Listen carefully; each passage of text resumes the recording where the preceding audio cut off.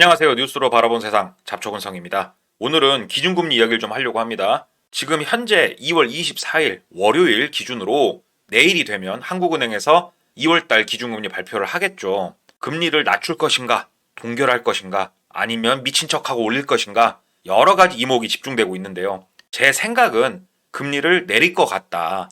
여러분도 비슷하게 생각하시죠? 그런데 우리가 금리를 내릴 것 같다라고 이야기는 하지만 머릿속에 물음표가 뜨는 건 어쩔 수가 없습니다. 왜? 무엇 때문에 금리를 지금 이렇게 급하게 내려야 되는 것일까? 국내 상황을 좀 바라보면 얼추 우리가 알 수는 있어요. 이런 여러 가지 이야기들을 뉴스를 통해서 좀 바라보고 이러한 한국은행 기준금리라는 이런 빅 이벤트를 넘어서는 엄청난 빅 이벤트가 3월에 그것도 2개나 있습니다. 어떠한 이벤트들이 있는지 영상 제일 마지막에 맛보기로 잠깐 설명드리도록 하겠습니다. 자, 영상 바로 시작할게요. 현재 기준금리 추이입니다. 미국은요 4.5%고요. 한국은 3%예요. 이미 우리가 미국보다 1.5%가 금리가 저렴합니다. 이게 무엇을 의미하냐? 여러분들이 돈을 빌려주려고 합니다. 내가 빌리는 게 아니에요. 빌려줘요. 자, 미국하고 한국 중에 누구를 빌려줄 겁니까?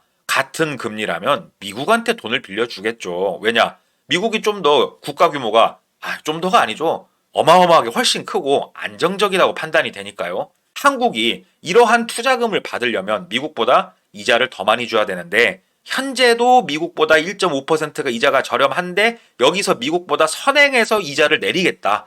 이러한 예측이 지금 되는 거예요. 뉴스를 보면 바로 나옵니다. 채권 전문가들 55%, 과반수 이상이 2월달 기준금리 인하 전망을 한다. 금리를 내릴 것이다. 이렇게 뉴스가 나온 겁니다. 한국은행 총재가 1월 달에 환율이 너무 높아서 금리를 동결한다고 했습니다. 1월 달에 이제 환율이 굉장히 높았고 현재 환율이 어떻죠? 1,430원 중반, 1,434원, 38원 뭐 이쯤에서 왔다 갔다 하고 있습니다. 코스피는 좀 올라가지고 2,700선을 돌파하네 만에 그러고 있고요. 그러면 한국은행 총재가 예상했던 대로 자, 환율이 어느 정도는 진정세로 돌아왔어. 그러니까 우리는 지금 금리를 내릴 그런 시기가 온 거야. 이렇게 말을 하고 있는 거거든요. 그런데 단순히 이런 이유 하나만 가지고 금리를 무조건 낮추겠다. 이게 이유가 된다. 이런 식으로 우리가 바라볼 수는 없고요. 여러 가지 피할 수 없는 현실적인 문제가 있습니다. 가장 먼저 환율 때문에 중소기업 51.4% 절반 이상이 피해를 입었다. 고환율 때문에 지금 죽어나가고 있다. 이거 정말 여러 가지 뉴스에서 객관적인 지표를 가지고 우리한테 설명을 해줬던 그러한 내용들이죠. 중소기업들이 무너지고 있고 부동산은 부동산대로 난리가 나 있고 수출 실적도 흑자네 어쩌네 써있지만 불황형 흑자기 때문에 여러분 고지고대로 그건 보시면 안 됩니다. 이것도 제가 영상에서 여러 번 말씀을 드렸죠. 국내 상황이 이렇다 보니까 해외에서 한국 재앙을 우려하고 있습니다. 잠깐 구독, 좋아요 잊으신 거 아니겠죠? 경제 성장률 1%라는 전망까지 지금 나오고 있는 건데요. 누가 이런 이야기를 했냐? 영국의 캐피털 이코노믹스라고 하는 연구기관에서 발표를 했습니다. 한국 상황이 지금 굉장히 안 좋다. 부동산 침체, 부동산 문제도 지금 터지고 있고 소비 둔화, 저성장, 안 좋은 키워드는 지금 한국에서 다 나오고 있다. 그런데 해외에서 왜 한국을 이렇게 집중할까요? 한국은 경제 12위, 10위 막 왔다 갔다 하는 경제 대국입니다. 그렇기 때문에 여러 나라에서 계속적으로 모니터링을 하고 있고 그거에 대한 결과물이 지금 1%라고 하는 이러한 암울한 지금 전망치까지 나온 상황이고요. 그렇다 보니 우리가 주변을 둘러보면 알 수 있겠습니다만은 폐업 공제금이 사상 최대라고 해요. 이 말이 뭔 말이냐면 자영업자들이 못 버티고 지금 폐업을 엄청나게 하고 있다라는 얘기죠. 자영업자가 왜 폐업을 할까요? 근로자들이 받는 월급은 매달 똑같습니다. 그런데 이자 부담 커졌죠. 물가 올랐죠. 그렇다 보니 쓸 수 있는 돈이 적어집니다. 쓸 수 있는 돈이 적어지면 한 달에 외식 5번 할 거 3번으로 줄이고 장을 일주일에 한 번씩 볼 거 열흘에 한 번씩 보고 물건 내가 구매하기 전에 한 번, 두 번, 세 번, 네 번 더 생각하고 자 그러면 자영업을 하시는 분들은 매출이 줄어들죠. 자영업 하시는 분들 매출이 줄어들면 이 사람들이 물건을 떼오는 대기업 매출도 줄어들죠. 대기업 매출이 줄어들면 무슨 일이 발생을 하겠습니까? 돈이 없으니 사람을 안 뽑습니다. 모집 공고가 지금 안 올라온다고 해요. 취업에 대한 문제도 발생을 하기 시작을 했습니다. 이 모든 게 지금 아까 말씀드린 얽혀서 돌아가는 이러한 모습에서 나오는 거고, 이런 거를 우리가 경기 침체라고 부르고 있는 겁니다. 경기 침체 여파가 사회 요소에 지금 안 파고든 곳이 없을 정도로 상황이 심각하고요. 이러한 모든 사건을 일으킨 가장 중심에 엄청난 이벤트가 뭐였습니까? 결국 부동산이었지 않습니까? 부동산. 여기로 말미암아서 지금 모든 문제가 시발이 된 건데, 이러한 부동산 문제를 어느 정도 해결하고자 세금을 집어넣기 시작을 했습니다. 먼저 허그에서 어떠한 움직임이 있었냐? 이거는 어쩔 수가 없었죠. 보증을 서줬으니까. 그런데 이 보증 서준 거에 사고가 터진 게 3년 사이에 40배가 증가했다고 합니다. 여러분, 4배가 아닙니다. 40배가 증가한 건데요. 이게 뭐 세금하고 무슨 상관이냐 이렇게 생각하실 수가 있거든요. 자, 이게 허그의 지배구조입니다. 국토교통부가 대한민국 정부가 72.85%를 보유하고 있습니다. 여기서 임대보증금 사고 터진 것들 있죠. 결국은 세금으로 다 두드려 막아야 되는 이러한 상황으로 지금 우리가 흘러가고 있고, 여기에 플러스 알파 뉴스가 또 나왔죠. LH 지방 악성 미분양 3천 가구를 직접 매입을 하겠다라고 이야기했습니다. 자세한 내용을 보시게 되면은 비수도권, 그러니까 지방이죠. 미분양 주택 문제를 해소하기 위해서 3천 가구를 직접 매입한다. 자, LH가 돈을 쓰겠다. 부동산 안정을 위해서 지금 LH가 나서겠다는 건데, LH 뭐 다른 이야기 같죠? LH의 지배구조를 보면요. 87.82%가 대한민국 정부입니다. 그 다음 나머지가 산업은행, 수출입은행이고, 이쪽도 지분 구조를 보게 되면 또 연결돼 있거든요. 그러니까는 정부 돈입니다. 여러분의 세금, 저와 여러분의 세금으로 지금 미분양을 사주겠다고 이야기를 하고 있는 겁니다. 세금을 이렇게 펑펑 쓸 수밖에 없는 부동산 문제까지 현재 터지고 있다 보니까 경기 침체에 부동산 문제, 돈을 미친 듯이 풀어야 돼요. 뭐가 필요합니까? 돈을 풀려면 돈이 필요하죠. 그런데 제 뉴스를 쭉 보신 분들은 아시겠지만 세수펑크가 심하게 났습니다. 그래서 추경을 지금 진행을 하려고 하는 겁니다. 여야 할 거 없이 추경은 공감을 한다. 그런데 시기와 규모 이런 것들이 조금 우리가 협의가 이루어져야 되는데, 여기서 한국은행은요 15조에서 20조 정도, 이 정도를 추경하는 게 맞다. 너무 많게 하면 이거 역시 문제가 생긴다고 이야기를 하고 있고, 정치권에서는요 30조에서 35조 원 이야기를 하고 있습니다. 예. 어찌됐건 뭐 15조, 20조도 이게 뭐 작은 돈이 아니죠. 진짜 생각할 수 없을 만큼 큰 돈인데, 이러한 추경 규모를 보면서 단순히 우리가 매년 추경을 했으니까 원래 하던 거 또 하는구나, 뭐 다르게 생각을 하시면 안 됩니다. 이번 추경을 바라보면요 사건의 심각성이 너무 잘 드러나는데요. 이게 역대 추경 규모입니다. 지금 한국은행에서 먼저 이야기한 15조 원에서 20조 원이라고 하면요, 제가 지금 빨간색으로 표시하고 있는 이 정도 라인에서 지금 추경을 하자고 한국은행은 이야기를 하고 있는 겁니다. 엄청 보수적으로 잡은 거예요, 이게. 그러면 이 그래프가 넘어서는 게 딱 두 개가 있습니다. 2009년하고 2020년.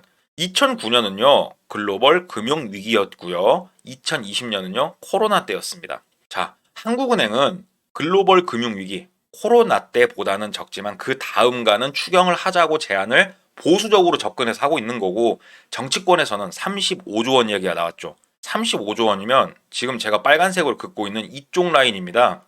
글로벌 금융 위기는 아득히 뛰어넘었고요. 코로나 때하고 비슷한 그러한 위기가 지금 찾아왔다. 추경 규모가 지금 그 정도입니다. 이 정도의 돈을 쏟아붓지 않으면 무너지게 생긴 상황이다. 이렇게 받아들이시면 될 것 같아요. 그런데 추경이 됐건 뭐가 됐건 이러한 한국은행의 모든 움직임을 보게 되면요, 우리가 답답한 거 하나가 딱 나옵니다. 그게 뭐냐면 정부에선 고용 안파, 폐업률, 뭐 실업률, 이런 것들 지금 뭐 차고 넘칩니다. 경기 침체에 따른 추경을 편성을 하겠다고 하죠. 공기업은 세금을 이용해서 미분양 아파트 매수하고 전세 보증금 이런 것들, 사고 난 것들 다 내주고 세금이 살살 녹고 있죠. 세금으로 틀어 막을 수 있는 모든 것들을 지금 하려고 정부에선 눈물의 쇼를 다 하고 있습니다. 이런 와중에 한국은행이 나 혼자만 금리를 안 내릴 수 있을까요? 금리 인하의 압박이 진짜 어마어마할 겁니다. 금리 인하를 해서 기업 및 사회에 유동성 공급해주고 대출금에 대한 이자 부담, 이런 것도 좀 줄여주고 정부가 하는 만큼 한국은행 니들도 움직여라. 이런 압박이 굉장히 심할 겁니다. 한국은행도 우리도 나서야 될 것이라는 것을 잘 알 것이고요. 단순히 그런데 금리 인하만 덤퍽덤퍽 해버리면 안 되니까 부동산은 그 지역에 따라서 적당히 대출 규제하면서 돈을 안 빌려주면 되는 거니까 그렇게 가겠다라는 이러한 생각 같은데 제가 뭐가 답답한 거냐면요. 추경을 한다는 건요. 우리가 어디 돈이 쌓여져 있는 세금을 가지고 나온다는 개념이 아니에요. 돈이 부족해요. 없어요. 국채를 발행을 해서 추경에 필요한 자금을 조달을 합니다. 국채가 뭡니까? 이자를 주고 돈을 빌리는 겁니다.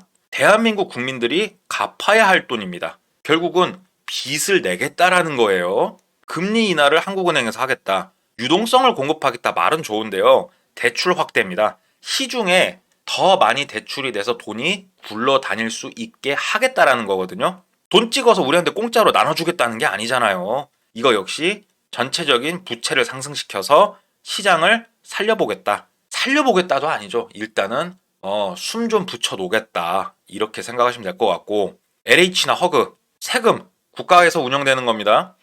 돈으로 부동산 문제를 해결하는 지경에 와버렸다. 그런데 이 돈의 출처가 세금이라는 게 문제고 이렇게 되면 세금이 부족하죠. 세금이 부족하면 또 추경을 하죠. 추경을 하면 빚이 또 발생하죠. 국민들이 갚아야 할 돈은 계속 늘어나는데 해결되는 게 없죠. 일을 해서 돈을 벌어서 먹고 살아야 우리가 이게 정상적인 건데 빚을 내서 먹고 살다 사 먹을 돈이 떨어지면 또 빚을 내고 이거를 반복하고 있는 게 현재 상황이다.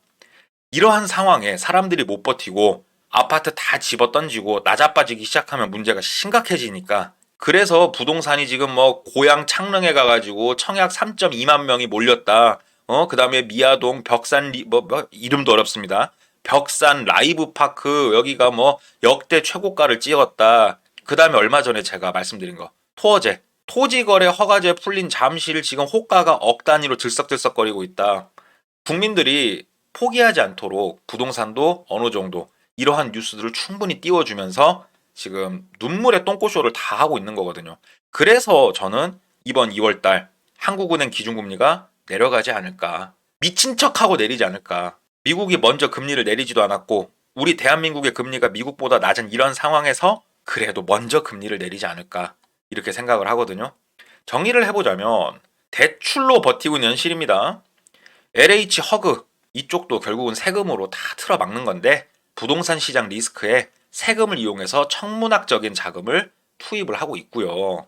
건설 경기, 환율 이쪽이 지금 무너져 내리기 시작을 하면서 경기 침체가 사회 전반으로 퍼졌거든요. 이러한 내수 시장을 추경으로 완화를 해보겠다. 추경에 필요한 자금은 국채 발행으로 조달을 하면 되니까 이것도 빚을 내면 된다. 이렇게 말을 하고 있고 뒷일은 생각 안 하죠. 뭐 미국이 지금 금리가 몇 퍼센트고 우리가 어쩌고 이거 생각 안 합니다. 너무 급해요 한국은행도. 뒷일을 생각 안 할 정도로 매우 급한 한국은행은 이번 2월 달에 기준금리 인하를 하지 않을까 저는 이렇게 바라 보여지고요. 이러한 시간들 국민들이 버틸 수 있게 토지 거래 허가제 해제 같은 거 해가지고 국민들이 뭔가 희망을 갖고 안 던지고 좀 버틸 수 있게 시장의 분위기 전환도 살살 유도를 하면서 어떻게든 살아남아 보려고 지금 버티고 있는 게 현재 상황이고 이러한 상황 속에 한국은행은 기준금리 인하를 할 것 같다. 저는 그렇게 예상이 된다. 뭐 틀릴 확률도 있지만 그래서 오늘 여러 가지 이유들을 좀 말씀을 드렸고 코로나 때를 넘어서는 지금 경제 상황으로 보여집니다. 왜 그러냐면 어떠한 외적인 요인이 지금 아니에요. 다른 나라도 코로나는 똑같이 겪었습니다. 그런데 우리나라만 이러고 있을 때는 문제가 간단하죠. 부동산으로부터 터져 나온 겁니다. 추경액이 진짜 말도 안 되는 이러한 추경을 해서 넘겨야 되는 상황이고 오늘을 넘기기 위해서 이제는 사채를 끌어다 쓰고 있는 모양새랑 똑같습니다. 돈을 빌려서 밥을 사 먹고 돈 떨어지니까 또 빌리고 은행에서 안 빌려준다니까 카드 돌려막게 하고 카드가 막히니까 러시앤 캐시 가고 러시앤 캐시도 안 빌려주니까 어디 진짜로 뭐 악덕 사채업자한테 가가지고 돈을 빌려서 일은 안 하고 돈을 빌려서 먹고만 살고 있는 그러한 모양새를 보여주고 있다. 얼마만큼 대한민국이 심각한 것인가. 이런 것들을 좀 알 수 있는 그런 시간이었고 자 이거 하나만 더 보고 여러분들 생각 좀 해보십시오. 한국은행 기준금리 지금 여러 가지 이야기를 여러분들한테 드렸어요. 이것보다 3월에 있을 두 가지 엄청나게 큰 빅 이벤트가 있습니다. 이 두 가지가 어쩌면 한국은행을 아득하게 뛰어넘는 어마어마한 영향을 우리 대한민국에 줄 수 있고 대한민국을 넘어서서 전 세계에 영향을 줄 수가 있을 것 같습니다. 이 두 가지가 무엇인지 다음 시간에 상세하게 설명드리기로 하고요. 오늘 영상 마치도록 하겠습니다. 오늘 이야기 유익했다면 구독, 좋아요 부탁드리고요. 아래 보이는 메일 주소로 여러분 일상의 많은 이야기 제보 부탁드리도록 하겠습니다. 저는 잘 준비해서 다음 시간에 찾아뵙기로 하고요. 이상 잡초근성이었습니다. 감사합니다.